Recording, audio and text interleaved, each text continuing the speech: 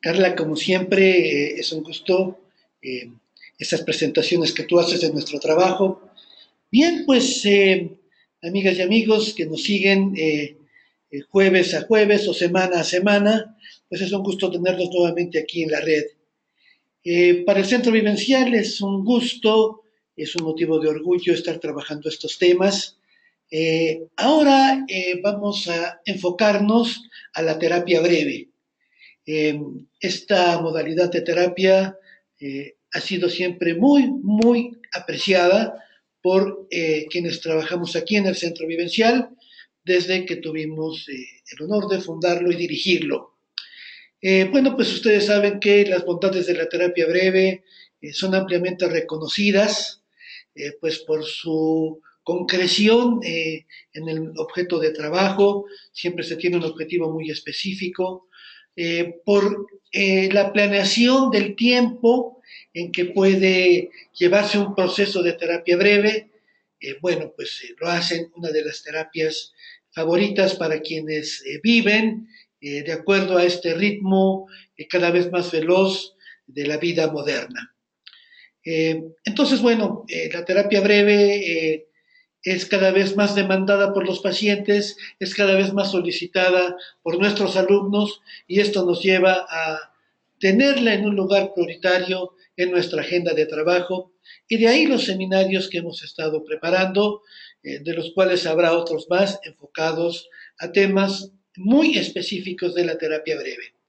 Como ya mencionaba Carla, bueno, vamos a tratar hoy uno de los temas básicos que inquietan mucho, que interesan mucho, que despiertan mucha atención, es el intento de suicidio. ¿Qué pasa con el intento de suicidio? ¿Cómo se trabaja en la terapia breve? Bueno, pues va a ser algo de lo que vamos a trabajar en este webinar del día de hoy.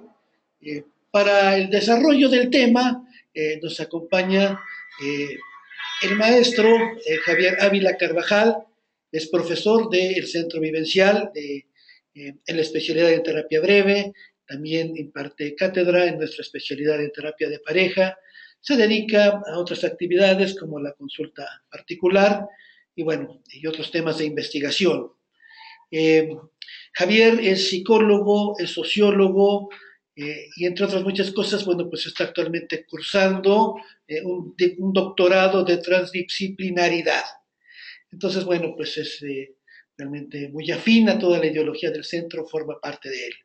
Los dejo en su compañía, sé que va a ser un excelente trabajo, les invito a seguirlo cuidadosamente, pues ha sido preparado con mucho interés, con mucha atención y con mucho afecto para todos ustedes.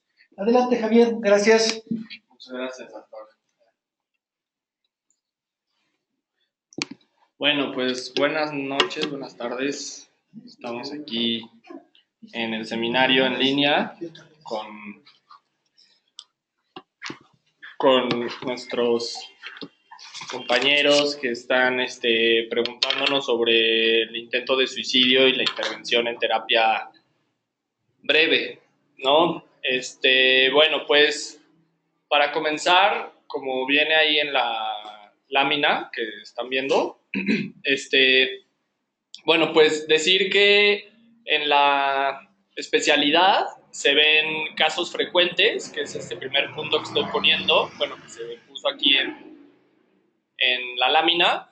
Entonces, bueno, es importante decir que uno de los casos frecuentes que se ven es este que estamos platicando hoy, el de suicidio, pero son más de 10, ¿no? Entonces, hay un buen periodo de clases que se va viendo cada trastorno o cada caso, sí, patología.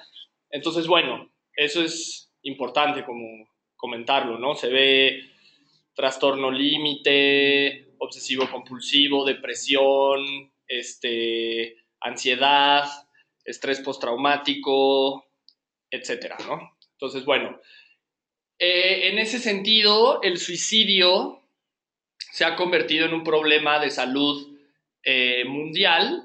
La OMS, Organización Mundial de la Salud, pues nos da algunas cifras que más allá de decir las cifras, es cómo se ha ido conceptualizando este fenómeno como un problema de salud mundial, ¿no? Entonces, en México se ha visto que es la tercera causa de muerte a nivel nacional y ha incrementado, veíamos en una de las clases acá, más del 100% de los 90 para acá, ¿no? Entonces sí es como cifras alarmantes, lo cual le da más relevancia y más impacto a la intervención de terapia breve. Y bueno, y por último, pues esta cifra que ponemos ahí de los 700 millones de personas con depresión, es puesto que la depresión va a ser el trastorno o el fenómeno de comorbilidad que está asociado con el suicidio. Es decir, un suicidio o creo que ningún trastorno podría venir solo, ¿no? Sino que vienen relacionados con otro tipo de trastornos. Entonces, en el suicidio es muy claro este fenómeno de comorbilidad. Entonces, la depresión casi siempre viene relacionado con el suicidio, ¿no? Entonces, bueno, esto es como el marco introductorio para tener en cuenta pues, la relevancia del suicidio, ¿no? O sea, que no es nada más un fenómeno, digamos, intelectualmente interesante o un reto intelectual o meramente clínico, sino que sí es un problema de salud mundial y nacional. ¿Ok? Entonces, ¿cómo le pasa? Ya. Ok, bueno, vamos a un poco a introducir el modelo multivivencial, que es el que manejamos en el centro. Es importante, bueno, empezar diciendo que el objeto de estudio del modelo es el concepto de vivencia, ¿no? O lo vivencial, ¿sí?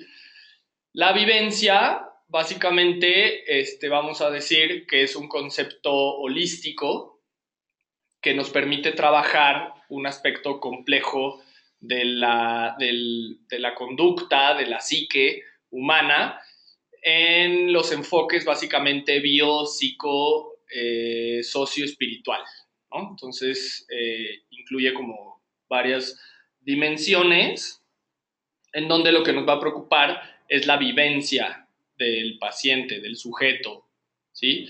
Y no tanto, digamos, la corriente como tal, ¿no? Entonces vamos a preocuparnos más por cómo se vivencia, por cómo hacer vivencial, por cómo la vivencia constituye un punto medular de la subjetividad, repito, más allá de cierta tradición psicológica, ¿no? Y por otro lado, lo que nos funciona es que la vivencia la trabajamos desde un nivel fisiológico, afectivo y cognitivo, ¿sí? Es decir, tradicionalmente se ha revisado lo fisiológico como desconectado de lo afectivo y de lo cognitivo, y también lo cognitivo y, bueno, las distintas partes se ven como desconectadas. Lo que la vivencia nos permite también es poder ver el fenómeno en su complejidad, es decir, en su conexión, ¿no? Entonces, bueno, pues siempre distinguimos, ¿no? El plano fisiológico, afectivo y cognitivo, ¿no? Cognitivo, pues básicamente tiene que ver con las creencias, afectivo con los sentimientos y fisiológico con las sensaciones del cuerpo, ¿no? Entonces, bueno, pues los ejemplos así de la conexión muy básicos que ponemos es, por ejemplo, cuando uno resuelve un problema de matemáticas, pues siente una satisfacción fisiológica, afectiva y cognitiva, ¿sí? Entonces, no se trataría de ver en cuál de los tres se pone, sino poderlo comprender desde los tres planos, ¿sí? Que es un poco lo que hacemos en el centro. Y las corrientes para comprender de una forma holística la vivencia van a ser 4 de las corrientes más fuertes en psicología y en psicoterapia y en clínica, y que creo que uno de los puntos a favor del centro mismo es poder reconciliarlos, ¿sí? O sea, porque una cosa es mencionarlos y otra es ya realmente integrarlos de una forma transdisciplinaria, ¿no?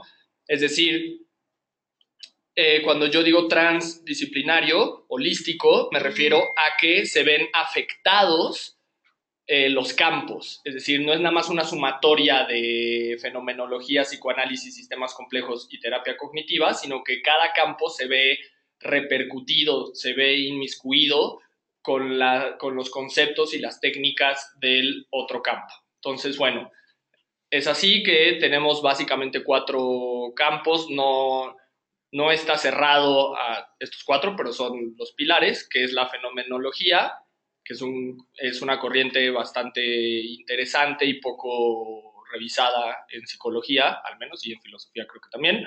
El psicoanálisis, que es muy comercial, quizás, y muy citado y muy usado, pero pocas veces se trabaja como a niveles transdisciplinarios y de profundidad, ¿no? O sea, es como más superficial cuando se toca. Los sistemas complejos son las corrientes más potentes, no solo de clínica, sino de la ciencia en general, el pensamiento complejo, y que también de pronto no es tan sencillo integrar, aunque la epistemología de los sistemas complejos apela justamente a integrar corrientes desde su visión de sistemas, sistémica, ¿no? Y la terapia cognitiva, que pues es de las corrientes más tradicionales, como de la primer ola, como le llaman los transpersonales, que citan 4 momentos de la psicoterapia y dirán que la cognitiva es la primer gran corriente. Y bueno, pues también se retoman sobre todo cuestiones técnicas, ¿no? Ok, entonces ahora vamos a entrar ya al tema del suicidio desde cada una de las corrientes para ir viendo cómo es que lo vamos trabajando. Desde la fenomenología, primero el suicidio se tendría que ubicar desde el problema filosófico de la condición humana, ¿sí? ¿Qué es esto de la condición humana? Pues se refiere a este problema existencial de que nacemos arrojados al mundo y de entrada no habría un sentido inicial como del por qué estamos en el mundo, ¿no?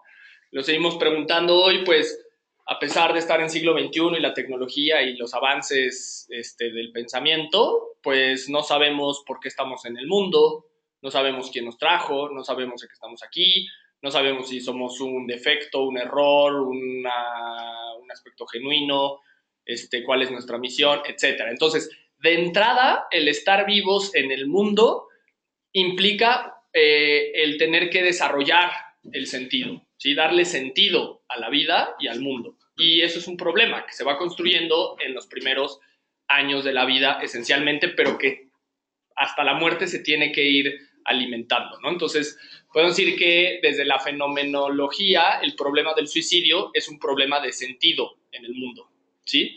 De pérdida de sentido quizás, ¿no? Aunque bueno, podríamos también ver casos que hay exceso de sentido también, ¿no?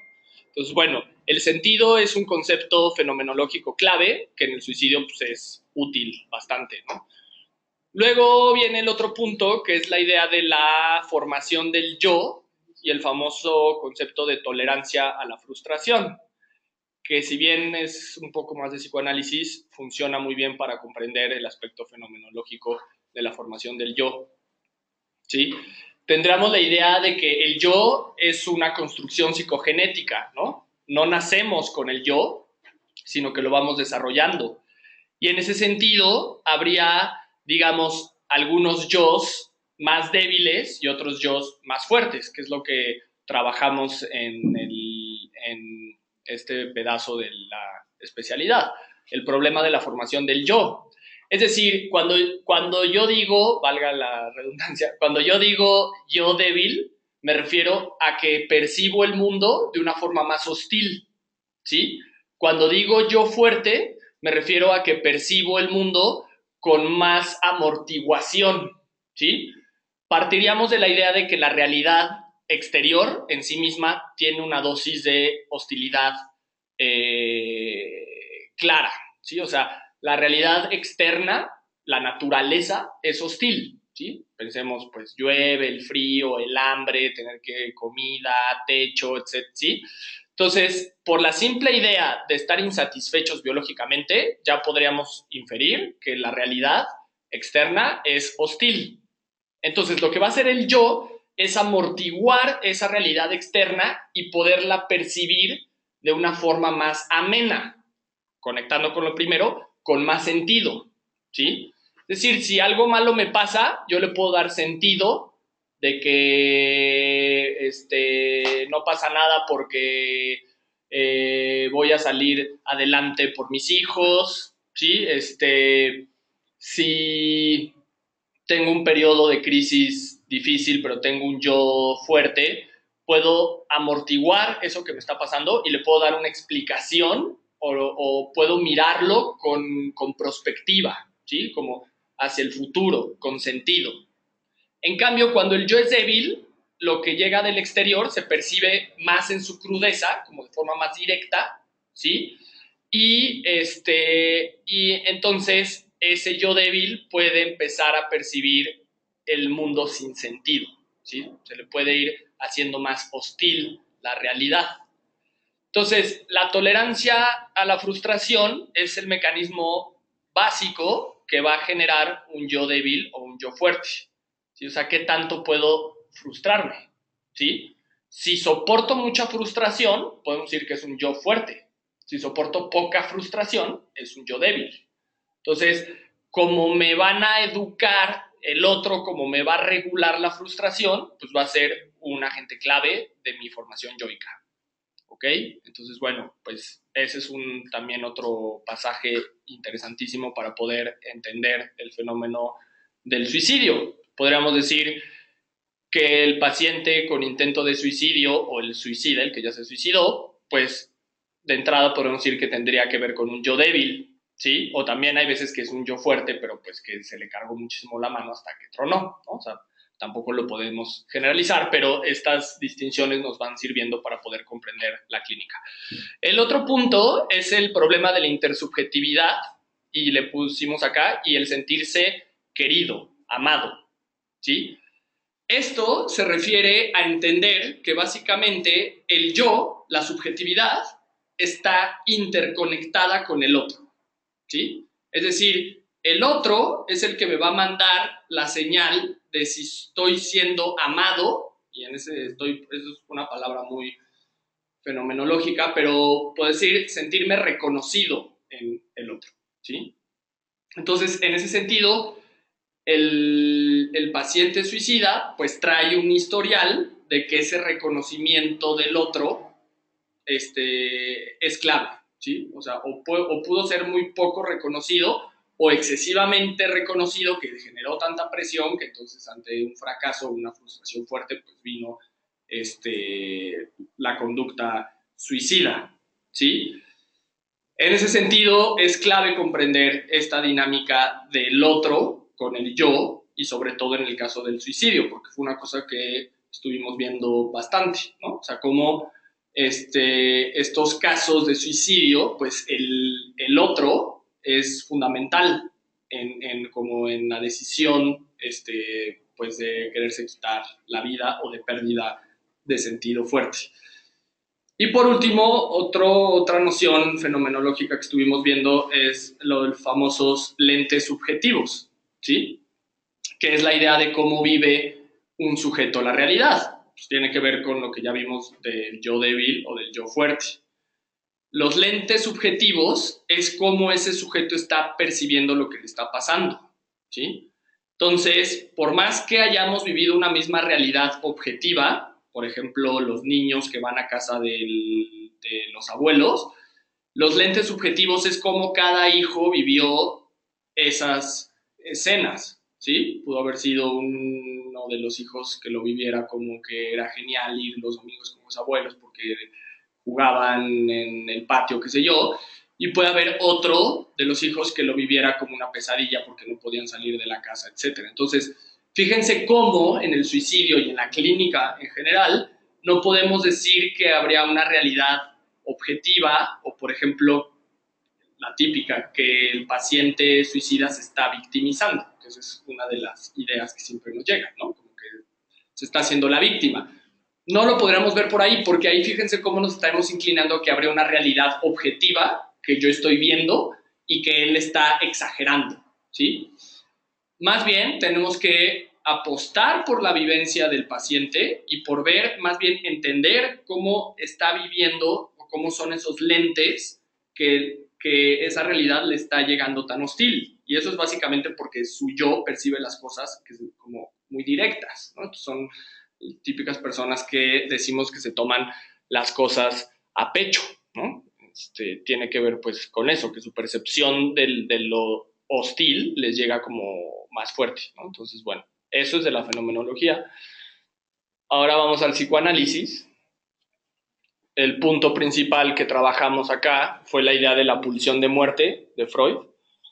Pues la idea de la pulsión de muerte, básicamente en Freud, es un tanto trágica como casi toda la teoría psicoanalítica, que tiene que ver con que nosotros tenemos una tendencia mayor a destruir que a construir. ¿Sí? Eso es como básicamente la idea de la pulsión de muerte. ¿Sí? Pulsión de muerte lo podemos sustituir como pulsión de destrucción. ¿Sí? Los ejemplos que aquí habíamos puesto es que si, ¿qué será más placentero? Ensamblar un celular o destruirlo contra la pared. ¿Sí? O sea, ¿qué nos da como más satisfacción? Destruir, golpear o construir. ¿Sí? Fíjense cómo pues la construcción lleva mucho más tiempo, es más frustrante, tengo que esperar más, nunca queda como me lo imaginé, ¿no? Los otros tienen que participar casi siempre para que yo pueda construir casi cualquier cosa, es objeto de críticas, ¿sí? Todo lo que construya. En cambio, la destrucción, pues es solo aniquilar, ¿sí? Por ahí Freud menciona pasajes donde dice que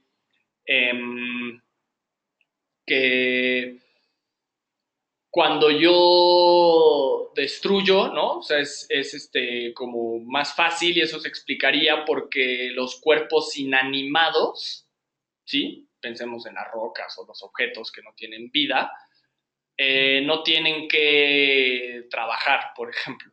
¿Sí? O sea, la roca que está fuera de mi casa, pues está ahí, yo voy, vengo, regreso y sigue ahí, y no tiene que pagar renta, y no tiene que comer, y no tiene que mantener a nadie, ta, ta, ta.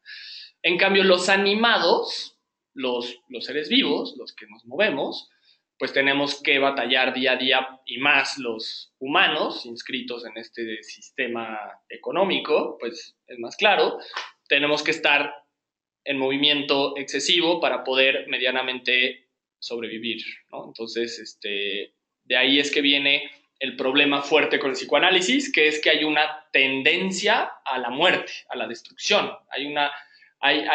Siempre quedará este camino del suicidio como algo más accesible, tanto que es más fácil, en tanto que es una solución de golpe, ¿sí? Entonces hay siempre un riesgo latente en la misma civilización con esta cuestión de la muerte, ¿no? O como del suicidio.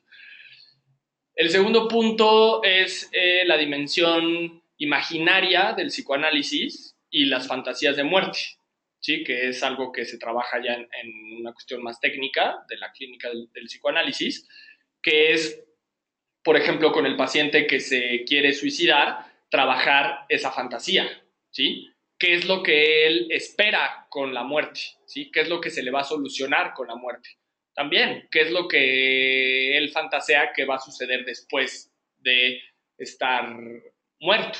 ¿Sí? De entrada, pues nos pueden decir, pues no, pues voy a dejar de sufrir todo lo que sufro. Sí, pero ¿qué pasaría después? ¿Sí? ¿Dónde te vas a ir? ¿Vas a reencarnar? ¿Qué niveles hay? ¿Llegas con Dios? ¿No llegas con Dios? O sea, toda esa parte es importante porque es eso que va a seguir después, lo cual estaría justificando esa conducta suicida. Entonces, no es poca cosa.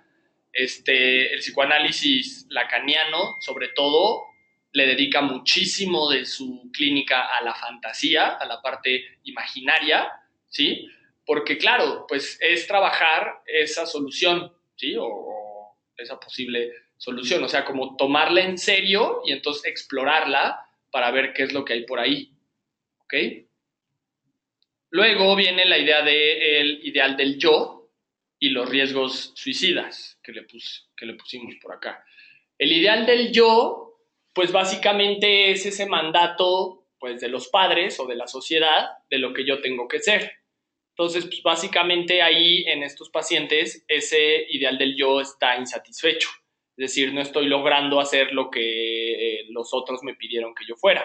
Y para trabajarlo clínicamente, pues está bien considerar la parte de no tienes que ser lo que los demás te piden que seas, ¿no? O sea, como podrías tener otro tipo de ideales. O diferenciar lo que yo quiero llegar a ser de lo que estoy siendo, ¿no? También valorar las cosas que ya se lograron y que no se reconocen de pronto porque el ideal del yo no me las reconoce. Es decir, si mis padres esperan que yo sea un ingeniero civil, etcétera, y soy un músico guitarrista, pues porque no cumpla el ideal de lo que me pide, no quiere decir que yo no tenga ciertos logros que podríamos valorar en la clínica, ¿sí? Entonces, bueno, esa parte del ideal del yo es clave, ¿no? Y de ahí se desprende la idea de un riesgo suicida, que básicamente lo que también platicábamos por acá en las sesiones era que el riesgo se puede descomponer en dos partes. Una es el pensamiento suicida y otra es la conducta suicida, ¿sí? El pensamiento suicida, pues casi que desde la pulsión de muerte, pues, todos lo tendríamos, ¿no? Y de hecho Freud dice que los niños lo traen como muy latente, como muy encima, ¿no?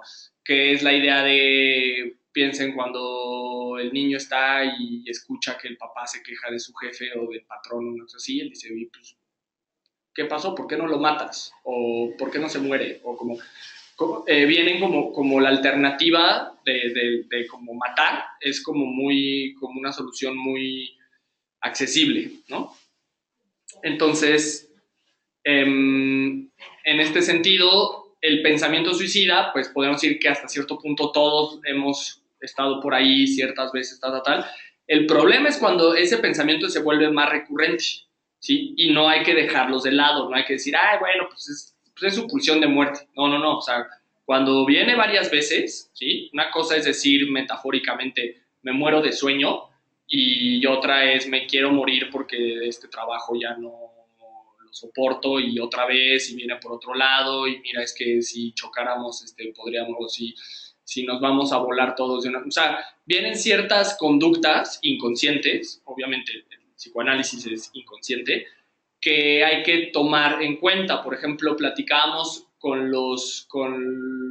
el riesgo suicida con niños, cuando los niños regalan sus juguetes, empiezan a despedir de los amigos, ¿sí? O sea, esas son, pero ahí ya estamos pasando más al rollo de las conductas suicidas, ¿no? O sea, que no necesariamente es que es el famoso cutting, ¿no? O sea, que se estén cortando las venas o que dejen de comer o que hagan cosas como muy arriesgadas, ¿no? O sea, como físicas o que se depriman muy fuerte, que se duerman mucho, sino también estas conductas que es como despedirse de la gente, regalar cosas, ¿sí? Hablar como metafóricamente, ¿no? De que ya está, que ya fue suficiente, ya estuvo, yo creo que ya no sigo. O sea, ese tipo de pensamientos y de acciones, de regalar cosas o como de cerrar ciclos con la gente.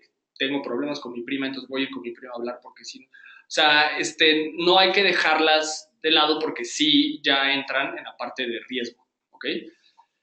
Y por último, del psicoanálisis viene la teoría de la pérdida, que es la idea de la depresión y la melancolía, ¿no? Que es como la diferencia importante de, clínica en el psicoanálisis, que se conecta con la pérdida. La idea freudiana es que cuando hay una pérdida, ¿sí? Que alguien se muere o que alguien se va de nuestra vida, la libido que yo le tenía puesta a esa persona se me regresa y ya no la puedo volver a poner afuera, entonces se me queda y se me queda en forma de pensamiento. Entonces empiezo a pensar en la persona porque ya no la puedo volver a sacar, ¿sí? Sacarla puede ser o en otra persona o en actividades en donde yo descargue, ¿sí? Ustedes fíjense que cuando se ponen a hacer cosas, a hacer una tarea o un trabajo, el pensamiento se va porque están trabajando en la tarea, ¿sí? Entonces, por ejemplo, cuando yo leo, de verdad, dejo de pensar. Cuando yo escribo, dejo de pensar. Cuando yo juego algún deporte, ya no pienso. O cuando toco un instrumento o cualquier tarea, el pensamiento se va, ¿sí? El problema con la pérdida en la depresión y en la melancolía es que esa libido, es decir, esa energía sexual que yo tenía puesta en la persona, se me regresa y ya no la puedo sacar. Entonces empiezo a pensar de más y en la pérdida, ¿sí? Entonces ese sujeto va perdiendo cierta funcionalidad social que lo puede llevar a un estado de melancolía, que ya sería como una depresión profunda, ¿sí? En donde el sentido se va perdiendo. Hay como una sobrecarga libidinal en el propio sujeto, ¿sí? Y entonces, bueno, esos pensamientos no, o sea, esa libido no es para pensar cosas nuevas y geniales, etcétera, sino pues, casi siempre es para pensar todos los errores que yo cometí para que la persona se fuera o lo insatisfecho que me siento sin esa persona. ¿Ok? Entonces ahora vamos a ver la última, no, la tercera corriente, que son sistemas complejos. Esta creo que fue la parte más importante, o al menos aquí a las compañeras de la especialidad fue como de las cosas que más movieron. Los sistemas complejos apelan a entender cualquier fenómeno desde varios niveles, desde la complejidad, es esto, ¿no? Entonces no podemos tampoco comprender la idea desde individualmente, sino desde su complejidad. Entonces, bueno, hablamos sobre la construcción social de la muerte, por ejemplo, ¿sí? Y hablamos pues, más que nada del caso de México. Por ejemplo, como en México hay una construcción social de la muerte, por ejemplo, con el Día de Muertos, que es algo que viene desde nuestros ancestros, y que tiene que ver con encontrar algún momento del año en donde los muertos regresan, o hay un diálogo con nuestros muertos, o hay como una especie de reconciliación. Pero que decíamos que eso es por un lado, pero por otro lado viene toda una educación sobre que la muerte es algo malo, ¿no? Y es algo tabú, y es algo que no tenemos que entrarle, y es como un corte de nuestra vida, ¿no? Es como un final de la vida y es percibido como una cuestión trágica, fatal, lamentable, que no se tiene que contar, que si hay alguien que se suicidó en la familia, pues no hay que decirle a todos, que van a decir de nosotros, fuimos un fracaso como padres y se suicidó nuestro hijo, o una cuestión así, ¿no? Entonces, todos esos elementos de la construcción social de la muerte en los pacientes con esta tendencia suicida son claves, ¿sí? Saber cómo se construyó esta idea de muerte en la familia, porque básicamente los sistemas complejos parten de la idea de la familia, no de individuo, ¿no? Entonces, en la familia, cómo construye la muerte. Entonces, fíjense, esta idea de construcción social tiene que ver de la familia hacia algo más general de la sociedad. Entonces, podríamos decir que es la relación sociedad-familia, ¿sí? O sea, cómo se construyó, cuál es esta construcción social de la muerte. Por otro lado, viene la idea que también lo comentamos, que es la idea de la competencia, el éxito económico y la filosofía de la vida por la vida, que ahí queda un poco tapado, pero es eso, ¿sí? En este sentido es que vivimos en una sociedad que recompensa a la gente que es competitiva, a la gente que tiene retribución económica y a la gente que vive el tiempo más largo de vida, ¿sí? Si uno se muere a los 80 o para arriba, pues ya más o menos sería bien visto, ¿no? Porque vivió mucho tiempo. Cuando estamos reflexionando, no necesariamente vivir muchos años es algo positivo, ¿sí? Entonces, estos elementos son los que se tienen que trabajar con los pacientes, ¿sí? O sea, como analizar estos casos desde su complejidad. O sea, no vivir por vivir es bueno en sí mismo, ¿sí? El que no tengamos, digamos, una retribución económica alta quiere decir pues, que sea éxito, o quien no la tenga que sea un fracaso, ¿no? O sea, puede ser una cuestión mucho más compleja, ¿sí? Pues digo, es prácticamente evidente, pero en la clínica de pronto se escapan este tipo de cosas o nos enfocamos en cosas muy personales y se nos van estas dimensiones de complejidad que son clave, ¿no? Entonces, bueno, también, ¿no? Si no está en o la misma competencia, platicamos, por ejemplo, en construcciones sociales de la muerte, por ejemplo, en casos como Japón, ¿no? Que si los chicos no entran a la universidad o al trabajo, pues se suicidan porque hay una competencia muy alta, ¿sí? Entonces hay muchas veces que es ese factor competencia lo que hace que el paciente tenga una sensación como de fracaso, cuando no necesariamente, ¿sí? Cuando puede ser, una cosa es que no entraste a la maestría o a la licenciatura o al trabajo, y otra que no valga la pena la vida, ¿no? Entonces eso es como ir viendo toda esta complejidad. También habíamos hablado de la cultura de la muerte que hay en nuestras sociedades, sobre todo en términos de publicidad, ¿no? O sea, cómo hay cuestiones de muerte. Por ejemplo, en alguno de los videos uno de los especialistas comentaba cómo los periódicos estos del alarma, del alerta, no sé, o sea, cómo a diario vamos en el carro para ir a la escuela o al trabajo y nos llega el de, no, que se murió, no sé qué, que lo balearon, no sé qué, que chocaron, no sé dónde, y viene el cuerpo ahí, ¿sí?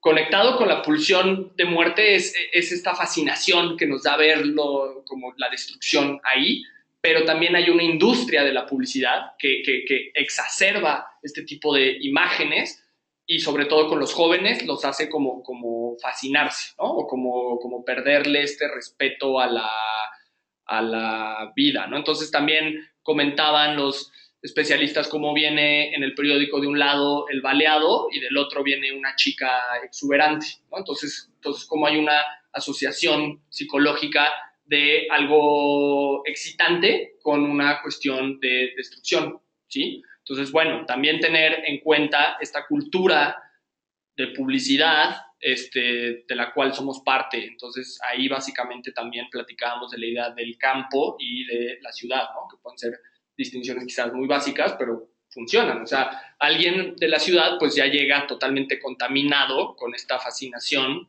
quizás superficial, por imágenes destructivas. Entonces puede verlo como más viable, ¿no? Ok, y la otra parte viene las condiciones sociales y la herencia sistémica.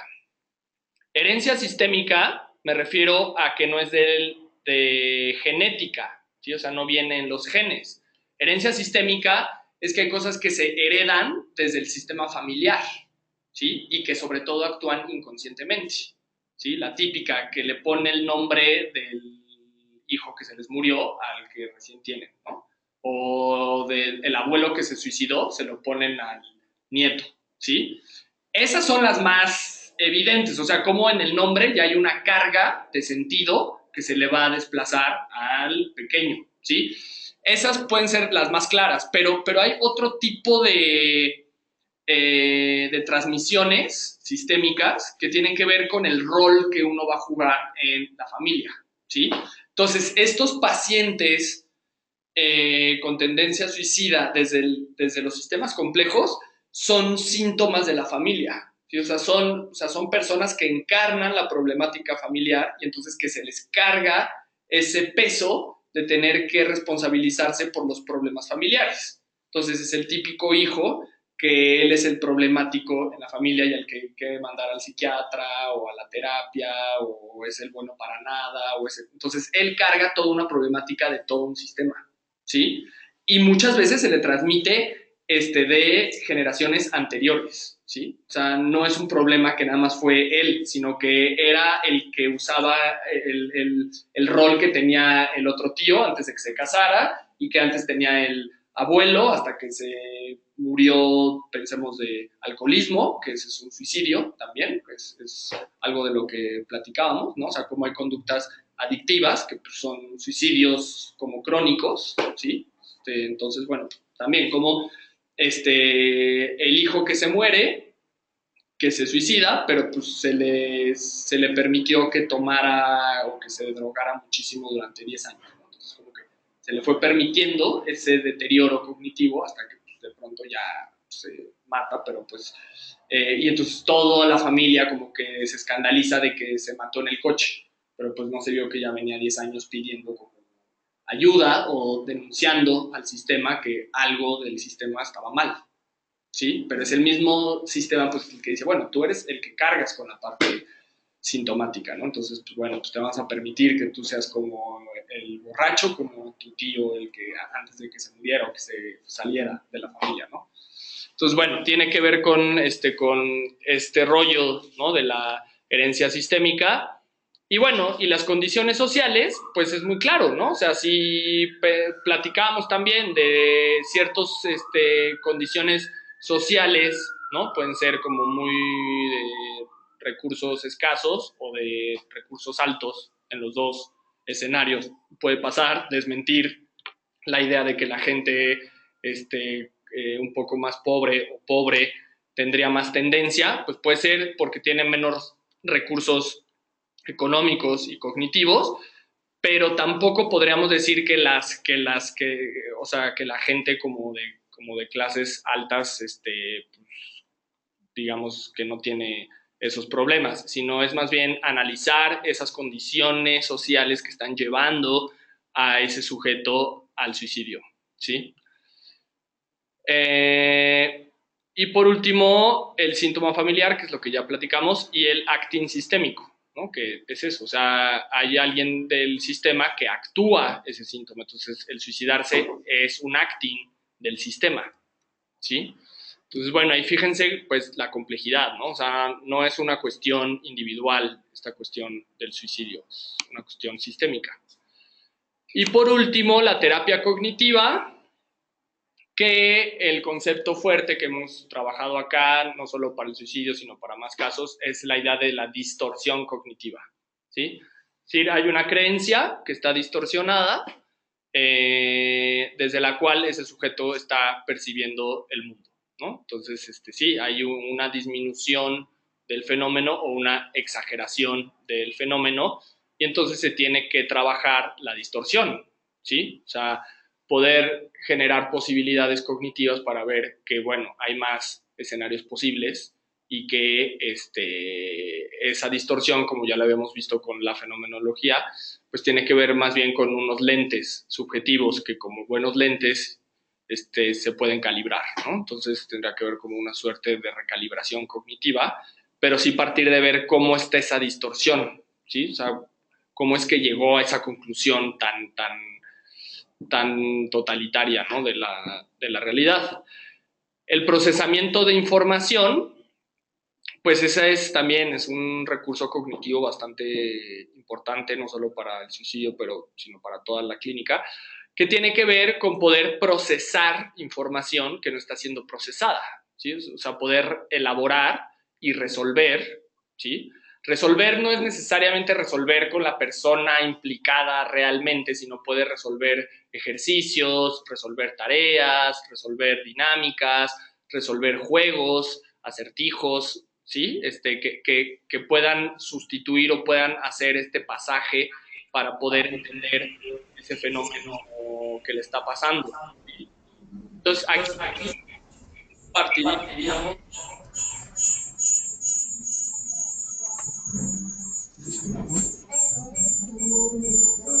Página de piedra.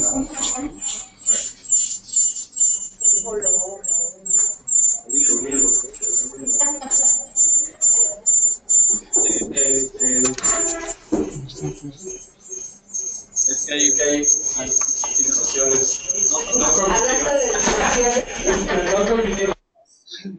Ya. Bueno, entonces fíjense cómo hay información que no está siendo procesada. Entonces se tiene que elaborar vía imágenes, vía pensamientos, para poderla procesar, ¿sí? Entonces hay ejercicios, hay técnicas en donde ese sujeto entonces está elaborando ciertas pérdidas, cierto tipo de maltrato, cierto tipo de distorsión, ¿sí? Y en esa medida se reduce la distorsión porque se está procesando esa información que no se está pudiendo procesar, y es como esas ideas suicidas van a modificarse o van a ceder. Y luego también de la cognitiva, esta idea de el sentido futuro, ¿sí? Que es poder generar creencias, poder generar cognición, pensamientos sobre un futuro, ¿sí? Que justamente en el suicidio, en el paciente suicida, eso sería uno de los puntos más fuertes, o sea que el sentido se pierde, ¿sí? Entonces poder vislumbrar escenarios futuros en donde este paciente pueda recobrar ese sentido por la vida, ¿sí?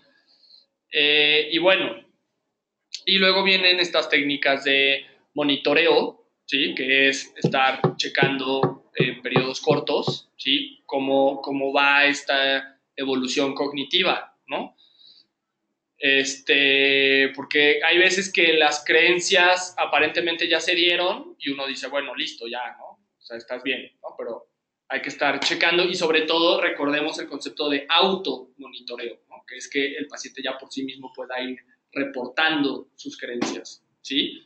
Y obviamente pues la cognitiva y la terapia breve tienen la flexibilidad de si un paciente se siente mal, puede volver constantemente. O sea, no es, digamos, un alta tipo psicoanálisis ortodoxo de muchos años y ya no vuelves porque se supone que ya desenterramos todo. No, esto es algo más cotidiano, ¿no? Más pragmático, ¿no?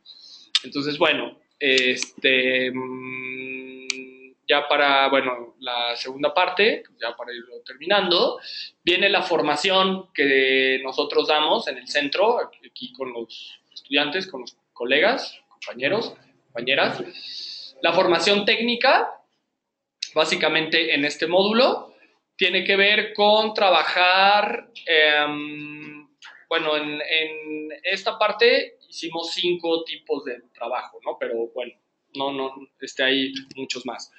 Uno son trabajar con talleres. La idea de poder hacer talleres, pues funciona no solo para el suicidio, sino en realidad para trabajar con cualquier tipo de problemáticas y de una forma más grupal. Sucede que hay muchos pacientes suicida o el caso del suicidio, hay muchas veces que se tiene que trabajar con la familia, es decir, con los que se quedaron vivos, o sea, ya el sujeto ya se suicidó, pero hay veces que llega la familia culpígena, ¿no? O pues, en shock, ¿no? Entonces, esta idea de los talleres, que es lo que vemos acá, cómo montar un taller para familias con algún caso de suicidio, bueno, estos talleres, por ejemplo, se basan en la idea de una biografía, ¿sí? Que es que los participantes escriban una biografía propia en donde vayan relatando cómo es que vivieron la muerte de su familiar o en dado caso cómo ellos imaginan su propia muerte, ¿no? Que eso sí lo hicimos. Luego viene la idea de la carta póstuma. Estas dinámicas funcionan bastante. Hay algunos libros donde vienen cartas póstumas de pues, pacientes que se suicidaron, entonces se trabaja toda la parte imaginaria de los pacientes, cómo estaba vislumbrando, cómo estaba distorsionando, cómo estaba viviendo esa realidad y desde ahí podemos comprender. Entonces luego también uno les pide, a ver, vamos a hacer una carta póstuma suponiendo que ustedes se suicidarían, ¿cómo sería su carta póstuma? ¿Sí? Entonces, bueno, de ahí salen cosas, ¿no? Que básicamente para la formación de los terapeutas funciona para detectar nuestros núcleos suicidas que también tenemos que tener. O sea, pensemos que desde la teoría de la transferencia, pues los pacientes que nos lleguen, si son suicidas, es que hay algo que se está conectando con nuestra parte suicida. Entonces, estos talleres funcionan porque podemos localizar esas partes y entonces poderlas usar como técnicamente, ¿sí? Y no darles la vuelta y no negarlas, sino enfrentarlas y sacarles provecho técnico, ¿no? Y también, pues en la parte de los talleres, pues se pide hacer historias, ¿no?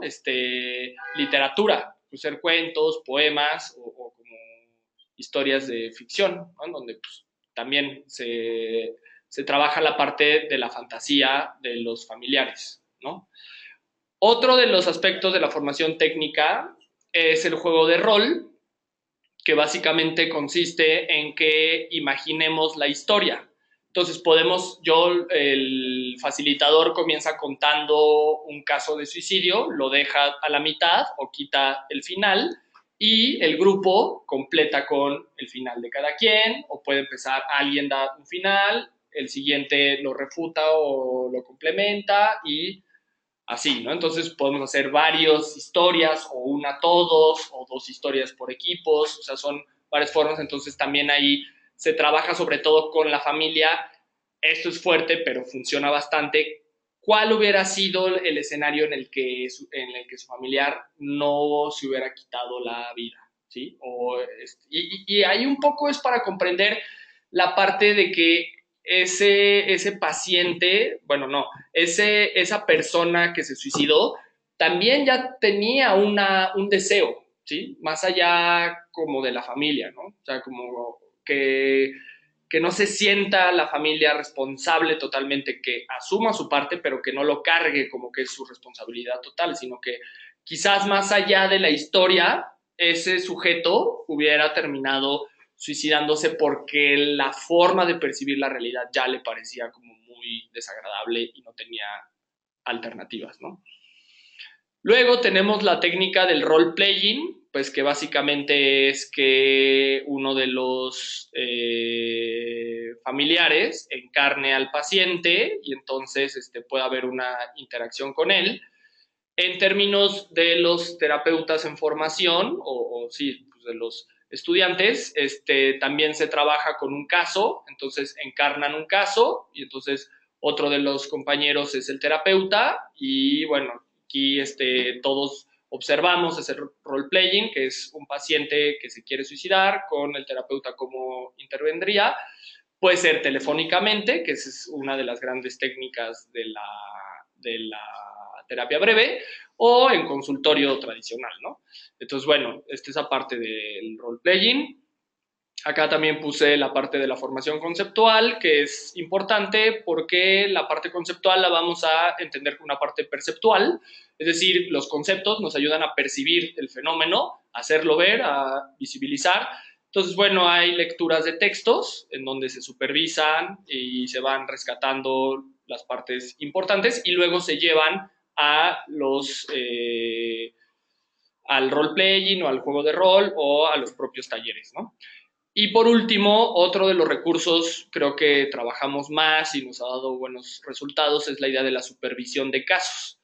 Esto es, los estudiantes o las compañeras traen un caso y entonces lo exponen, lo presentan como una presentación de caso y aquí se supervisa, cada quien va viendo qué es lo que sugeriría como solución. Entonces se les pide que traigan un caso ya sea directo, o sea, que hayan tenido, indirecto, que hayan sabido de un hospital, de algún lugar, o algún caso de literatura, ¿no? Que puede ser de ficción. Hubo una compañera que presentó el caso de una novela, me parece, ¿no? De una chica que se suicidaba. Entonces, pues lo presentó y a partir de eso se supervisa. Es decir, cada quien va dando su punto de vista y hay una retroalimentación de perspectivas. También los casos se ven con películas, que es algo que también nos ha funcionado, que hemos hecho bastante. Entonces, se ve una película o se pide de tarea que se vea y luego ya aquí se va supervisando el caso y se va viendo alternativas clínicas y videos con especialistas en donde opinan especialistas sobre el fenómeno, se van viendo casos y vamos cortando el video y lo vamos supervisando también. Entonces, bueno, esto de la supervisión es herramienta como creo que bastante, integra todo lo que se ve y también aclara la parte técnica. Y por último, la intervención en terapia breve, pues estuvimos viendo varias maneras de trabajarla. La primera, aquí le pusimos identificación de conductas de riesgo, ¿no? O sea, que tenemos que identificar primero esas conductas, si son ideas o si son ideáticas o si son más conductuales, ¿sí? Obviamente, como ya lo dijimos, cuando son conductuales, pues ya el riesgo es mucho mayor y entonces ahí la intervención se vuelve como más urgente. Luego dice pacientes con intento y familiares de suicida, ¿no? Entonces, distinguir. Si viene un paciente que se intenta suicidar, no es lo mismo a si vienen los familiares, ¿sí? Casi que el trabajo es al revés. Si viene el paciente, se hace ese feedback, se canaliza a la idea de toda la complejidad social que hay e intentar quitarle ese peso que él está cargando como síntoma del sistema y hacerle ver la complejidad sistémica que hay para que pueda quitarse ese peso, ver todas las distorsiones que tiene, ver toda la parte de la pulsión de muerte que también habita en todos, no nada más en él. Entonces es una suerte como de quitarle ese peso. Cuando los pacientes llegan latente esa idea suicida, lo que conviene, como toda terapia breve y en crisis, es que el paciente hable de las ideas y de las conductas y de la planeación suicida que tiene. O sea, no nos conviene darle la vuelta y empezarle a hablar bonito, es que mira, la vida es rosa. No, o sea, tiene que hablarnos de esa planeación, de esa vivencia que tiene, para que elaborando con discurso, de entrada pueda descargar y en un segundo tiempo también nosotros podamos tener elementos para poder intervenir, ¿sí? Y ver qué tipo de creencias tiene, ¿sí? Porque puede ser un suicidio porque Dios se lo está pidiendo, puede ser un suicidio porque ya no soporta a su familia, ¿no? Entonces, para ver qué tipo de creencias hay, ¿no? Y cuando viene la familia, es decir, que ya se suicidó alguien de la familia o la pareja, los amigos, qué sé yo, lo que se trabaja es al revés, es darle cuenta que en el individuo había una voluntad que quizás con nada se podía quitar y que también esa familia pueda elaborar esa pérdida, o sea, que no se quede con toda la responsabilidad y toda la culpa, ¿sí? Ok, otro de los aspectos que se trabajan es el ciclo de vida, ¿sí? Pues no es lo mismo que se muera niño a que se muera viejo, ¿no? Entonces, cuando ese ciclo de vida queda trunco, desde ahí se tiene que comenzar, ¿sí? O sea, desde cuál era la edad que tenía y qué es lo que dejó, qué es lo que no logró, qué es lo que tenía que hacer, ¿sí? Porque no es igual, ay, que mi hijo tenía muchísimo potencial, a decir, bueno, pues ya estaba grande, ya básicamente ya tenía todo resuelto, etcétera, ¿no? Entonces, bueno, considerar eso. Otro de los elementos creo que fundamentales es esta idea de poder honrar la vida y sobre todo honrar la muerte, que esa es una parte más espiritual, ¿sí? Tiene que ver con poder reconocer, verbalizar, dejar visible, ¿sí? Es igual no presumirlo, ¿no? Pero sí honrar al muerto, ¿sí? O sea, como no poner, no desplazarlo, ahora le voy a poner el mismo nombre al otro hijo, cosas así, sino tener que él tenga su nombre, que él tenga su recuerdo, que la familia valore y que hasta cierto punto, si estamos diciendo que el que se suicida es un síntoma familiar, pues entonces que de algo valga ese suicidio, ¿sí? Entonces es la fecha en la que se muere, recordarla, llevarle flores, tenerlo presente, pues, ¿sí? Recordar lo que nos dejó, de lo que le gustaba, que se reía, etcétera. O sea, no negarlo, no taparlo, no darle vuelta de hoja, ¿no? Que también lo que estábamos hablando en las sesiones era estos grupos de apoyo. Hay que tener cuidado, si bien sí se sugiere que los familiares puedan o los propios sujetos con tendencia puedan recurrir a ciertos grupos.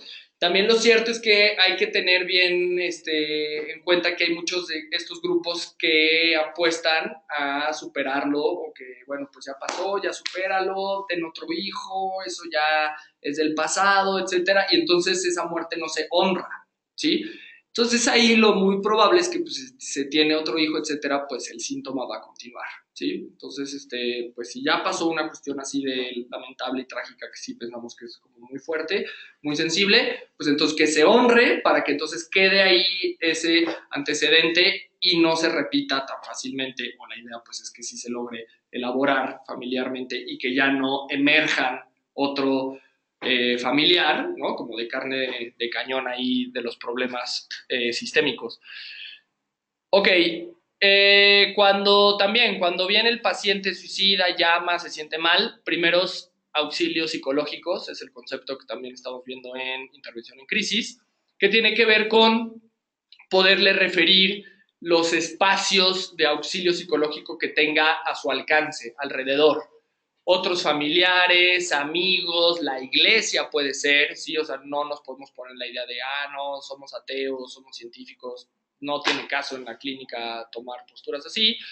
Si es creyente, etcétera, bueno, pues lo religioso nos sirve muchísimo, ¿no? Entonces, poderlo canalizar con un auxilio psicológico que pueda ser un grupo al alcance de su comunidad, que pueda darle, digamos, más soporte. Pensando más, si me está llamando telefónicamente, pues es muy probable que ya no pueda volver a verlo, etcétera. Entonces, en dónde te encuentras, qué es lo que tienes más cerca, qué teléfonos cuentas, por ahí quién más vive, etcétera, ¿no?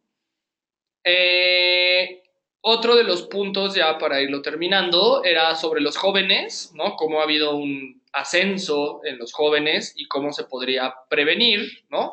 Y sí, la idea de los jóvenes es mucho más preventiva, ¿no? Obviamente si ven que está en el cutting, si empiezan las ideas de muerte, si fantasea con la pérdida de la vida, la destrucción, etcétera, pues son llamadas de atención que, como lo veíamos también en las sesiones, pues tiene que ver con conocer a los amigos de mi hijo, conocer a los papás de los amigos de mi hijo, conocer los intereses de mis hijos, qué les gusta, qué cine les gusta, qué les gusta leer. Si les están entrando ideas suicidas, etcétera, o como pensamientos destructivos, por ejemplo, descargarlos, escribiendo, haciendo video, teniendo recursos cognitivos para que lo puedan descargar, ¿sí? O sea, no como satanizarlos, no regañarlos, no prohibirlos, porque lo único que se logra es que entonces ya no nos cuenten. Lo que se tiene que lograr es una relación de confianza en donde yo conozca realmente quién es, y que él tenga recursos cognitivos para poder descargar esas tendencias, ¿no? Y bueno, pues lo que estamos viendo con los jóvenes es que su pensamiento pues es más concreto, es decir, no hay abstracción, que en ese sentido son los recursos cognitivos.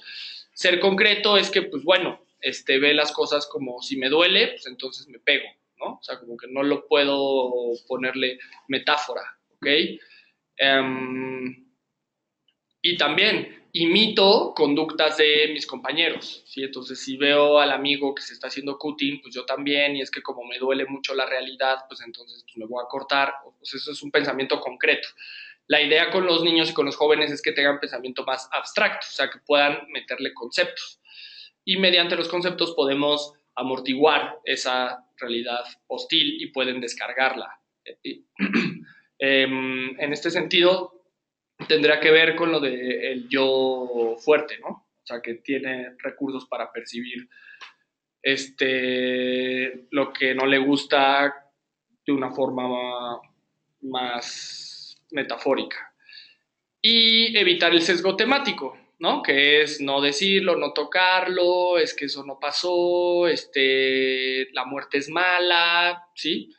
Entonces, poner estos temas sobre la mesa de una forma quizás más coloquial, donde la muerte pierda este misterio, este tabú social y pueda ser un tema más digerible, que de entrada, si somos conservadores, pensaríamos, no, si se habla más de eso, más les va a entrar ganas a los jóvenes.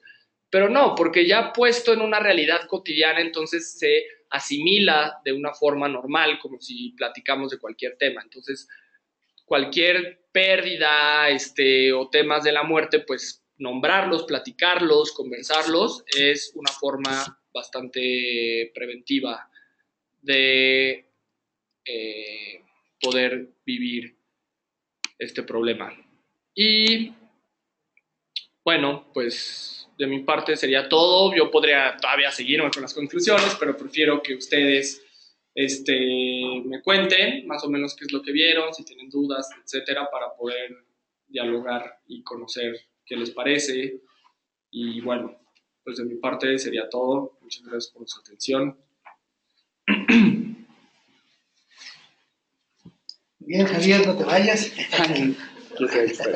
Bien, gracias. Bueno, nos quedan algunos minutos para incluir algunas preguntas. Como siempre, felicidades, Javier, por la exposición. Realmente me parece muy útil. Tomo la palabra para darles algunas noticias a nuestras amigas y amigos en línea. A partir del 8 de noviembre, aquí en el Centro Vivencial, va a impartirse la especialidad en terapia breve. Esta especialidad tiene 2 años de duración, 270 horas de valor curricular. Se imparte los días martes de 5:30 a 8:30 hora local de aquí de la Ciudad de México. Y bueno, pues se elabora todos los martes. Para hacerles la invitación a todos de que se inscriban. Primero, comentándoles que existe la modalidad presencial, los que quieran venir aquí a la Ciudad de México, a la colonia Roma, bueno, pues aquí están nuestras instalaciones y llevan la especialidad de forma presencial. Quienes no puedan hacerlo por vivir fuera, por asuntos de trabajo, etcétera, pueden tomar la modalidad de clases en vivo por internet, o sea, en tiempo real, se conectan a un dispositivo, de preferencia una máquina eh, ya conectada, una lab, etcétera. También puede ser en celular y seguirnos en tiempo real. Este es en vivo por internet. Los alumnos interactúan con nosotros a través de un chat, a veces se les abre micrófono y también imagen. Para quienes no tienen ninguna de estas dos opciones, bueno, existe la modalidad de la especialidad en línea, la pueden hacer en cualquier momento de la semana, pues la clase se sube y queda grabada en nuestros canales de YouTube en forma privada para quienes forman parte del grupo. Y bueno, pues así pueden seguir la modalidad en línea. Bien, bueno, como ya explicaba Javier, bueno, pues tenemos un sistema modular, un sistema basado en competencias y este sistema con las 3 modalidades explicadas. Y bueno, el último punto que quiero compartirles es que el Centro Vivencial es una asociación civil y bueno, como fin de año y no como oferta de buen fin, siendo una asociación civil hemos conseguido una promoción para todos ustedes con la idea de que, bueno, se les facilite en términos económicos el acceso a esta formación. Eh, Ustedes pueden pedir información sobre nuestros descuentos, sobre nuestras promociones y les comento la más importante. Para el primer módulo, que abarca los meses de noviembre y diciembre, tenemos esta promoción. La inscripción, que es de 800 pesos, la mensualidad de noviembre y la mensualidad de diciembre, que ya teniendo media beca sumaría 3,000 pesos. Bueno, todo esto hemos armado un paquete y para cursar el primer módulo con las clases y con la inscripción estamos poniéndolo a 1,800 pesos como un regalo de esta asociación civil para todos ustedes. Entonces, bueno, tenemos lugares limitados, les invito a que llamen y, bueno, pregunten más detalles sobre esta promoción. A partir de mañana mismo pueden hacerlo e inscribirse en cualquiera de nuestras modalidades de la especialidad. Pues esto es todo de mi parte. No sé si nos queda tiempo para unas preguntas y si no, bueno, pues vamos a despedir la clase. Muchas gracias a nuestros compañeros. Gracias, vamos a leer algunas preguntas. Como les comenté, las pueden hacer en el chat que tienen a su derecha, a la derecha de su pantalla. En caso de que no nos dé tiempo de contestar todas, se las iremos contestando a lo largo de la semana. También les quiero comentar, si alguien no pudo llegar desde el principio o quiere volver a escuchar esta conferencia, el día de mañana la vamos a subir a nuestro canal de YouTube. Nos encuentran como Centro Vivencial 1. Solo se suscriben al canal y van a poder acceder a todos los seminarios que se han dictado en el Centro Vivencial. También en la página de Facebook vamos a poner el link que los va a llevar directo a esta esta grabación. Entonces, bueno, vamos a empezar con algunas preguntas. Ariadna nos pregunta, ¿aquí también podría incluirse los pensamientos negativos que propone Beck? Sí, sí, son como, digamos, parte de la distorsión cognitiva, ¿no? Es como bueno, en cognitiva pues partiríamos de que no hay realidad en sí, ¿no? Sino construcciones cognitivas, ¿no? Entonces, en este sentido, sí, el pensamiento negativo, y más como se presenta en Beck, pues tiene que ver con una distorsión de eso que estoy percibiendo, ¿no? Entonces, justamente, pues lo que la cognitiva busca es cambiar la creencia para que entonces eso que se perciba de entrada deje de ser tan amenazante y eventualmente se pueda cambiar la realidad o el estímulo que está dañando, ¿no? Entonces sí, se conecta con la parte de pensamiento negativo desde la distorsión cognitiva, ¿no? que el paciente vive. Gracias. Carla nos pregunta, ¿cuál es la mejor edad para hablar de muerte con un niño y de qué manera podemos abordarlo? Pues prácticamente piensen, por ejemplo, cuando a los niños se les muere la primer mascota o de pronto, bueno, también hay otra idea como muy freudiana de los niños con los insectos, cómo le van quitando las patitas y etcétera, ¿no? Esa es la parte más de la pulsión de muerte, ¿no? O sea, cómo van gozando con la destrucción o destruyen su carrito o como cosas así. Desde ahí es muy buen chance de como abordar esa parte, pero creo que cuando la mascota se muere, el pescadito o el perrito, qué sé yo, ahí porque pues están dando cuenta pues de que somos finitos, ¿no? O cuando nos preguntan, oye papá, ¿verdad que tú vas a vivir para siempre? O cosas así, ¿no? O sea, ahí ya el niño está dando como la entrada o la necesidad de que nosotros le demos información sensata sobre el fenómeno de la muerte. Día de Muertos es otro gran chance, o sea, ayúdame a poner el altar, mira que era tu primo que se murió, el abuelo, que la tía y ellos eran y nada, ¿no? Entonces, ¿cómo? Pues de una forma lo más como amena posible, lo más inserto dentro de la propia, como un tema importante, claro, delicado, claro, o sea, como con ese peso, pero tampoco tabú, pues, ¿no? O sea, abriéndolo y creo que honrando esos muertos que se mencionan en caso de que sean humanos o que sean familiares, ¿no?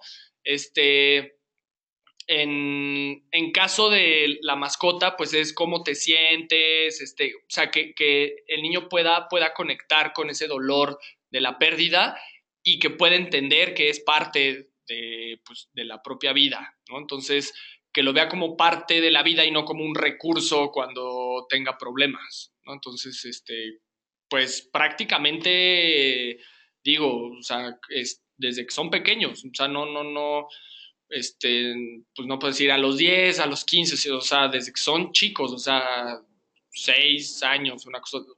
Desde que el niño vaya pidiendo ese tipo de respuestas, ¿no? Que son muy pequeños, en realidad. Gracias. Guadalupe nos pregunta, desde la fenomenología, ¿el yo en el suicidio es un yo débil? Y en psicoanálisis se habla de un yo ideal insatisfecho. ¿Y qué pasa con el superyo? Sí, bueno, ahí pensemos, el ideal del yo es la base y el super yo viene como en un acto seguido. Básicamente, la distinción que va a hacer Lacan es que el ideal del yo tiene que ver con lo que el sujeto quiere hacer por delante, pues, ¿no? O sea, como tiene que ver con una función hacia adelante. Y el super yo es posterior y ya tiene que ver con un rollo más simbólico, más de un otro real, o sea, en este caso, la teoría freudiana de el Edipo clásica tiene que ver con el padre, que es como la castración real, ¿no? O sea, el que en lo real dice, eso no, esto está mal, dígalo bien, camine derecho, qué sé yo. Entonces, en ese sentido, el super yo es una idea más de castración y el ideal del yo es una idea más de hacia adelante, ¿no? Entonces, como que Puedo decir que el super yo es posterior, ¿sí? Y tiene que ver más con una idea como de frustración del deseo. Y el ideal del yo es anterior y tiene que ver con una búsqueda siempre de cosas nuevas, ¿sí? De cómo seguir ese mandato que al sujeto se le pidió en algún momento muy primigenio de su existencia, por así decirlo. Gracias. Griselda nos pregunta, ¿cuál es la recomendación entre estos talleres y los grupos de cuarto y quinto paso, donde realizas un minucioso inventario de nuestras vidas, desde la niñez hasta la actualidad? Ellos se basan en 3 puntos: social, sexual, dependencias. Es decir, ¿qué garantía existe entre estos? ¿Cuál es más efectivo? Pues, no sé, yo respeto como todas las técnicas que hay en psicología y no creo que se trate de como confrontarse así de todas, ¿no?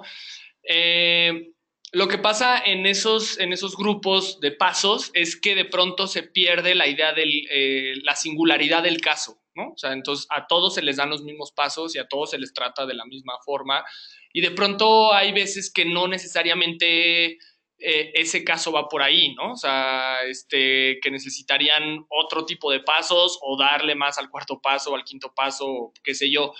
Lo de los talleres que acá vemos es poder entender esa singularidad y entonces poder, digamos, diseñarlos acorde al caso en el que estamos, ¿no? Entonces, pues de entrada el taller no se ciñe a una línea, no tiene como una estructura rígida, ¿no? Sino que se dan las técnicas y uno puede armar ese taller metiendo varios elementos y es un tanto más flexible. En ese sentido creo que podría tener como más alcance que el llegar con una receta como previa, ¿no? Entonces, eso.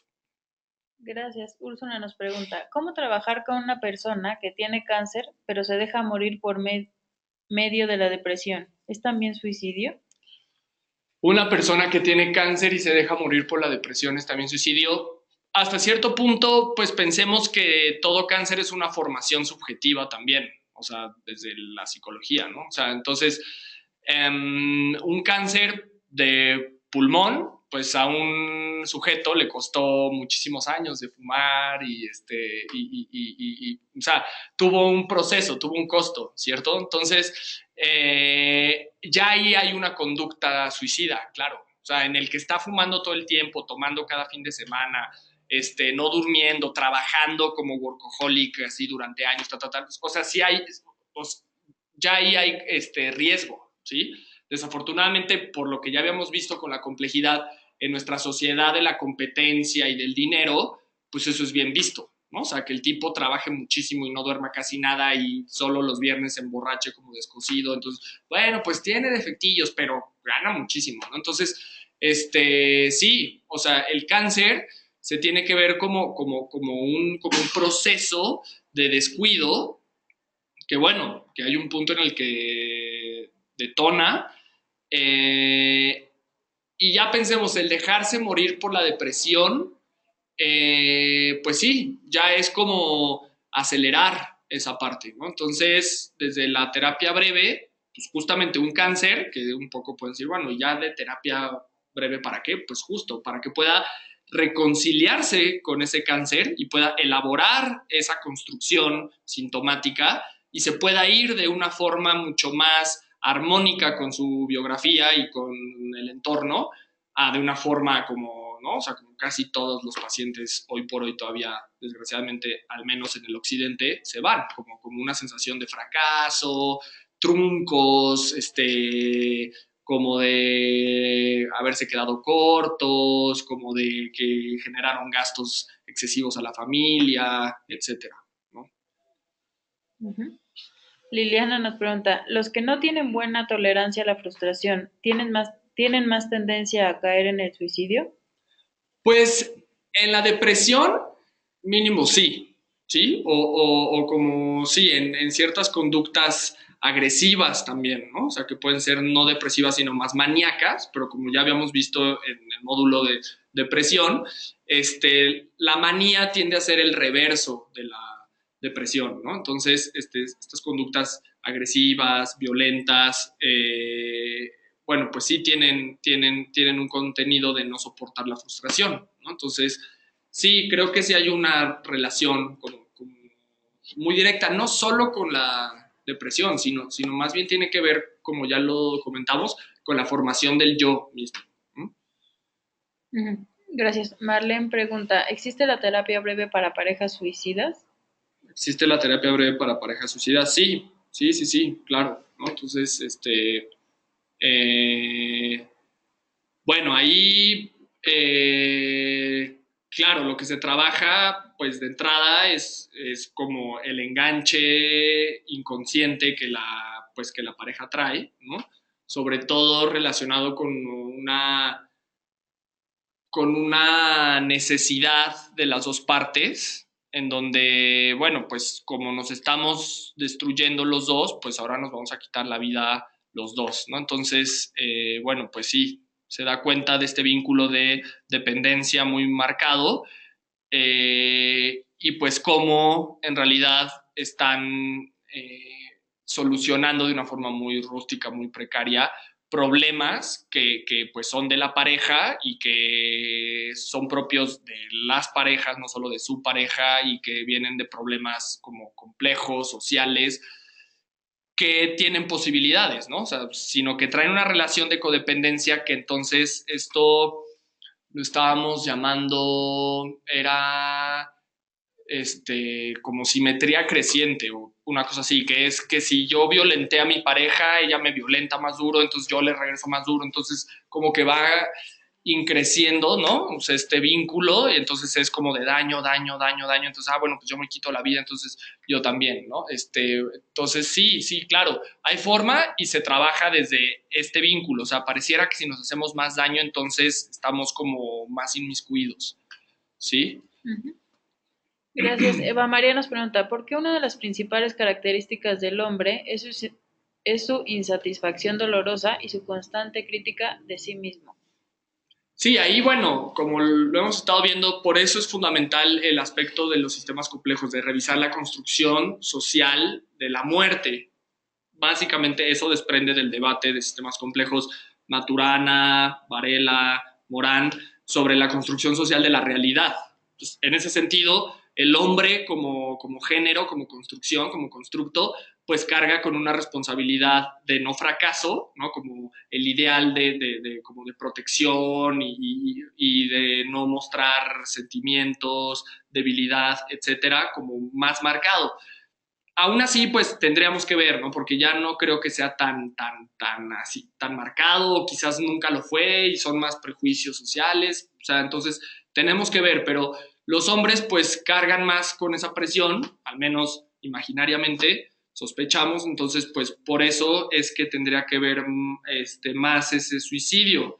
También lo cierto es que los hombres se suicidan más que las mujeres y platicamos en los videos, y eso, pues, es curioso, pero en género pues, tiene que ver porque la mujer, decía uno de los especialistas, hasta lo tengo que casi citar para como que, pues no soy yo, pero decía que pues porque la mujer cuida su figura hasta en el suicidio, ¿no? Entonces como que cuida tanto cómo se va a ver después de que se suicide, que entonces fallan más, ¿no? El hombre como se descuida más o como que no es tan preocupado de su figura física, pues tiende como a ser más efectivo, ¿no? Pero bueno, eso es por un lado. Por otro, esto que preguntan pues, también es muy claro, ¿no? O sea, ¿cómo trae más presión social? Pues sí, ¿no? Entonces, pues por eso son de los factores que inciden más, ¿no? En los hombres. Gracias, Jimena. Mencionaste que los pacientes no se victimizan a ellos mismos. ¿Qué pasa con aquellos que tienen conductas suicidas recurrentes para llamar la atención de su familia? Sí, bueno, es que eso inicialmente es lo que podríamos pensar, ¿no? De hecho, acá con el grupo era lo primero que salía cuando uno decía, a ver, y el suicidio tal, no, es que yo creo que ese chavo se está victimizando, no, es que yo creo que un paciente si te llega así es por la vida, es que yo creo que es para llamar la atención.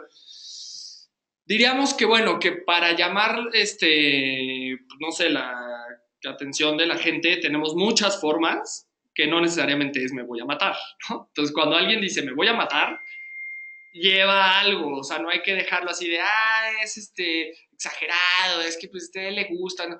Esa es la idea como de un tabú, como del tabú social, o sea, de no querer ver que realmente hay un problema ahí y que ese sujeto, por frustración o por lo que ustedes quieran, sí realmente, o sea, decirlo, pensemos, o sea, el lenguaje que tenemos es vastísimo, entonces, ¿por qué usar esa metáfora? O sea, ¿por qué no usar otra más de todo el sistema de signos que tenemos? Entonces, no, creo que si ya lo está diciendo, el pensamiento de creer que se está haciendo la víctima es de sentido común. O sea, eso es lo que pensaría cualquier persona. Ya nosotros como especialistas sí no lo podemos dejar ahí como que, pues ya ves, es que es un exagerado, ¿sí? Sino que sí le tendríamos que dar un peso. Gracias. Alberto nos pregunta, ¿podrías darme algunas técnicas de terapia para el sentido de vida en un paciente con ideación suicida? Sí, pues es un poco lo que estábamos viendo, ¿no? O sea, tiene que ver con el análisis de, por ejemplo, de la fantasía, ¿sí? Eso de la fantasía, ¿qué vas a solucionar con eso?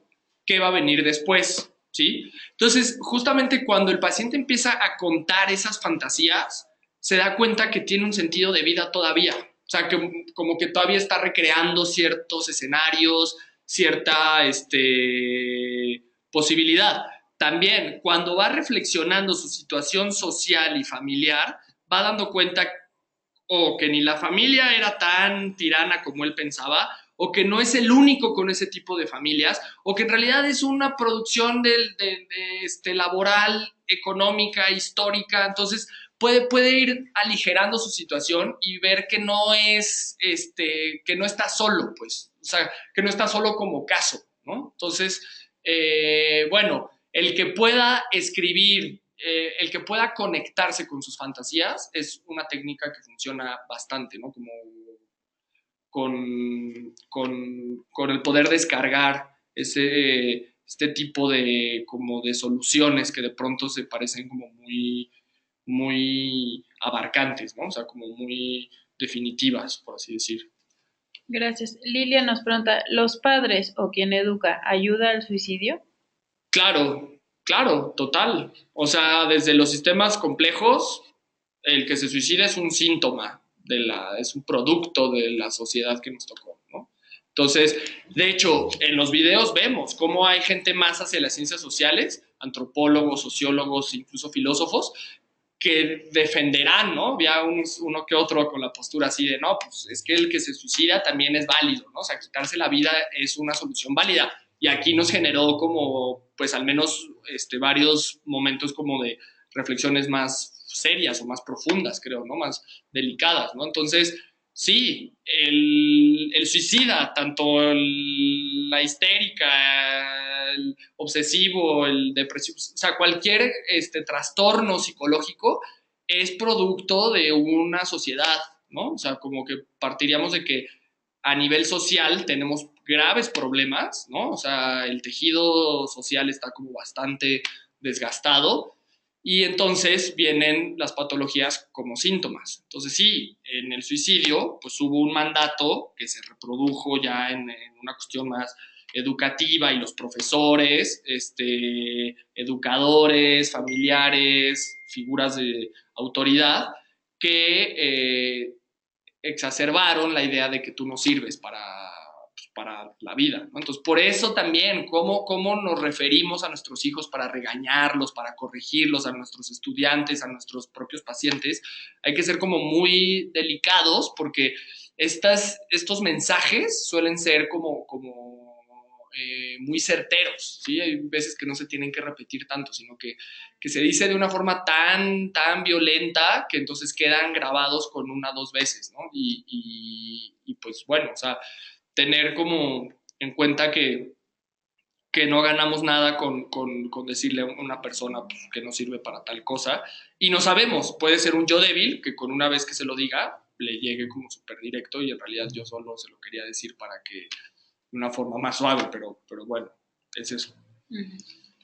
Aurora pregunta, ¿cómo elaboras con la familia el suicidio de un niño de 8 años que se ahorcó? ¿Cómo elaboras? Pues sí, ahí digo, se tendría que explorar si en la familia no hay otro caso de suicidio, entonces poderlo conectar. Quizás ese niño encarnó una herencia sistémica, bueno, que se tendría que trabajar desde más atrás. Se tendría que trabajar el deseo de los padres, el deseo de la familia, el mandato de los padres que se le depositó a ese niño. Y finalmente él ya como individuo, qué función tenía en su familia y, digamos, como persona, o sea, en la escuela, con sus primos, con sus amigos, ¿no? Entonces, pues sí, desde sistemas complejos se tiene que ver varios niveles y pues sí, dar cuenta que hubo un mandato ahí familiar que finalmente lo llevó al chico a suicidarse, pero que, bueno, que pues es algo que ya sucedió con todo ese dolor y después de una etapa donde se enfrente esa muerte, honrándole se puede quedar resarcida y sobre todo para lo que viene, porque si hay más hijos, etcétera, o sea, el riesgo como que se acrecenta, ¿no? O sea, entonces no pensar, bueno, pues ya se suicidó, voy al grupo, como ya me dijeron, me quedan 3 hijos, bueno, pues vuelta de hoja, ya no va a... No, o sea, eso va a ser un trauma para todos y entonces toca más bien sanarlo, elaborando qué fue la parte de la familia que llevó a que ese chico fuera un síntoma y que sistémicamente encarnó, y también honrándolo para que a futuro ya no se vea como una solución viable en los que quedan vivos, claro. Lilia pregunta, ¿el suicidio podría considerarse hereditario?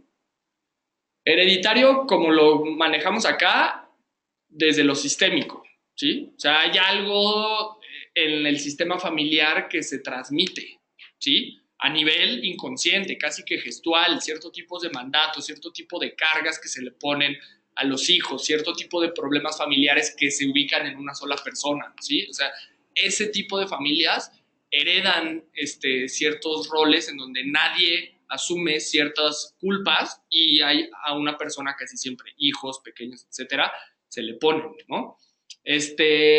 Herencia así en el sentido genético de que nazcas con la tendencia suicida, pues es complicado. Esa es una forma, creo que todavía no es comprobada, ¿no? Y de hecho tiende a simplificar la cuestión psicológica, ¿no? Es decir, que nazco con patologías, pues es una cuestión como que no estás comprendiendo toda esa complejidad, que es un poco lo que buscamos, ¿no? Acá. Uh-huh. Ana nos pregunta, ¿me pueden recomendar libros sobre casos suicidas y técnicas individuales? Están la bibliografía, se las podemos hacer llegar si mandan un correo al correo del centro y bueno, ahí les podemos enviar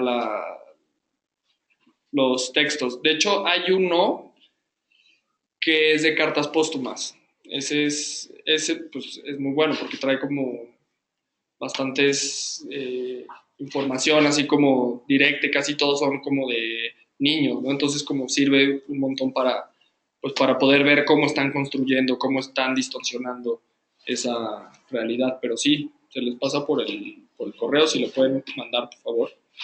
Claro que sí. Les paso el correo, es info@centrovivencial.org.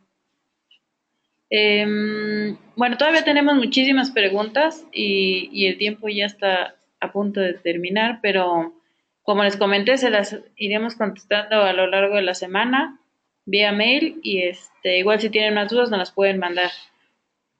Bueno, vamos a leer unas 3 más y ya. Uh-huh. Sí. Me quedó una duda sobre las conductas suicidas. ¿Existe como una especie de lista sobre las conductas de un posible suicida? Una especie de lista, no, es más bien cuando aparezcan ideas que eso es lo primero, y luego vienen ya conductas, que es como conductas excesivamente arriesgadas o tal cual, así de como, vamos a decir, cortarse la propia piel, amputarse o como querer cortarse pedazos del cuerpo,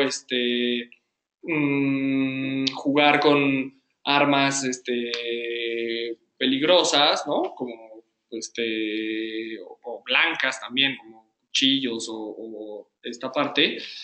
Y las ideas pues son fantasías en donde solucionan problemas o donde se vuelve atractivo el perder cosas o el destruir el cuerpo, ¿no? Entonces, no, pues como una lista sí no hay, sino en cuanto salgan estas conductas que tienen que ver con atacar el propio cuerpo o el de otra persona, pues ya ahí ya hay que poner como atención, ¿no? O pensamientos en donde pues recurrentemente salga la metáfora de la muerte, pues entonces también checarlo, ¿sí? Pero prácticamente puede ser como, o sea, puede venir de cualquier lado, no es que tenga un manual o una cosa así. Gracias. ¿Qué cuestionamientos son pertinentes para un paciente que ha intentado suicidarse en otros momentos de su vida y llega porque ya no quiere sufrir? Ya porque ya no quiere sufrir. Bueno, pues eso, o sea, empezar valorando, que es un punto que se me fue, que es valorando que ya yendo a la terapia ya está haciendo algo por su vida, ¿no? O sea, como darle cuenta de que uno está ahí, es ese espacio de confianza, donde va a poder compartir todo ese dolor, todos esos pensamientos que la sociedad misma no le ha permitido porque partimos de que es un tabú, entonces todas esas fantasías han quedado reprimidas, entonces ahí es el lugar en donde va a poder socializar o compartir todo ese dolor, todos esos pensamientos, y, y bueno, pues sí, o sea, también es como que pues yo no tocaría la parte de que se intentó suicidar de joven, pues no, o sea, pues si ya lo trae y él lo está sacando, pues sí, tocaría retomarlo, ¿no? Para que podamos ver, o sea, cuáles son esos momentos de su vida y eventualmente como lo cuentan ahí, pues si ya llegaría por un sentido de vida, pues entonces se le empoderaría, ¿no? O sea, mira cómo anteriormente te quisiste hacer daño, pero ahora ya estás acá, no sé qué, entonces pues eso habla de que ya tienes como otra visión de la vida, qué sé yo. Gracias. Ya por último, ¿tiene alguna relación la práctica del cutting de los adolescentes con el suicidio? Sí, totalmente, es como una moda actual, ¿no? De hecho aquí surgió así como más personal de alguna de las compañeras. Y sí, ahora parece que es como una de las modas, ¿no? Pero eso es fundamental, por eso yo hablaba de lo del pensamiento concreto, ¿no? O sea, pareciera que esto que no están pudiendo decir, lo están actuando, ¿no? Entonces, es una forma como muy concreta de actuar cierto malestar, pero que también se está volviendo ya hasta un poco moda, ¿no? O sea, como la moda, pues mis amigos hacen cutting tal, pero lo que los jóvenes reportan es como que viven el dolor, ¿no? Entonces, pues ahí es como, claro, puedes escuchar música o ver películas o leer poemas, sí, como poemas oscuros y melancólicos, esa parte pues también es como que compartirla pues con los jóvenes y decíamos, ¿no? Si se acaban haciendo unos artistas, etcétera, pues ya ni modo, no, pues mejor, pues, ¿no? O sea, como darles los recursos cognitivos para que puedan descargar y puedan usar creativamente ese sentimiento profundo, pero que platicábamos también, o sea, cómo hay un nivel melancólico en muchos filósofos, poetas, mismos psicólogos, ¿no? Entonces, o sea, cómo tocar con esas fibras profundas, melancólicas, humanas, también es un potencial creativo. Entonces, tocaría dotar a los jóvenes de las herramientas creativas para que puedan no hacer el cutting, sino hacer poesía, por ejemplo, ¿no? Entonces, sí tiene que ver y tampoco es dejarlo como una mera moda, ¿no? O sea, sino que sí hay una necesidad ahí de expresar cierto sentimiento que, repito, puede ser genuino, o sea, no necesariamente tiene que ser malo. O sea, el conectar con ese nivel de sensibilidad de la vida o de la muerte nos puede dar creaciones bastante interesantes y que culturalmente tengan como mucho peso. Entonces creo que por ahí es una buena forma, pero repito, o sea, es enfrentar esto, quitarle ese tabú, poderlo compartir como un tema así sensible, así fuerte con ese peso, pero ya no prohibirlo, o sea, ya no desviarlo, ¿no? Entonces, bueno, eso. Bueno, pues nuevamente muchas gracias a todos por haber asistido. Muchas gracias, Javier. Fue muy interesante. También hubo muchos comentarios muy positivos acerca de la exposición. Felicitaciones y demás para ti. Gracias. Bueno, pues muchas gracias. Que tengan una excelente noche. Nos estamos encontrando aquí en los seminarios. La próxima semana vamos a tener la Gestalt y el Amor. Si nos quieren acompañar, va a ser el jueves 29 de septiembre. Igual por nuestra página vamos a poner el link para que nos acompañen. Que tengan una excelente noche. Muchas gracias. Hasta luego.